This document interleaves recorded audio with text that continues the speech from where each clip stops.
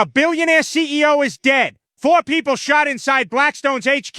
And the media's talking about the NFL? Nah, you ain't crazy. They're covering it up. Because when the internet laughed, memed it, and called it Luigi, they realized this wasn't just tragedy, it was a fucking signal. A message from the broke, from the ignored, from the generation that's done watching billionaires die of old age. So why aren't they saying her name? Because if they tell the truth that Wesley LePatner was a high-ranking, high-profile real estate exec, they got to admit something way bigger, that this system made people numb, that Wall Street deaths don't hit like they used to, that we're not sad anymore, we're just watching the scoreboard. So let's break down why they're barely saying her name, and when they do, it's like Blackstone employee, respected mom, tragic loss, cool. But who was she? She was the fastest-kicking CEO of Bright. Exactly. Not some middle manager, not someone grabbing a coffee in the lobby. She ran a $53 billion real estate trust. That's not an employee, that's a power broker. So why downplay it? Because if people knew what Bright really does, they'd stop calling it a tragedy and start calling it blowback. Bright Blackstone Real Estate Income Trust was founded in 2017. They've spent the last 8 years swallowing the housing market like a fast-kicking void. We're talking $105 billion worth of homes ripped off the market, bought in bulk with cash, no negotiation. You try to put in a mortgage offer, they outbid you in seconds. You're not competing against families anymore. You're competing against Wall Street with a war chest, and they don't sell. They don't flip them. They don't resell. They hoard the homes and turn every single one into permanent rental inventory. So now, that house you dreamed of buying, you're paying double to rent it from a private equity firm. And guess who sets the rent price?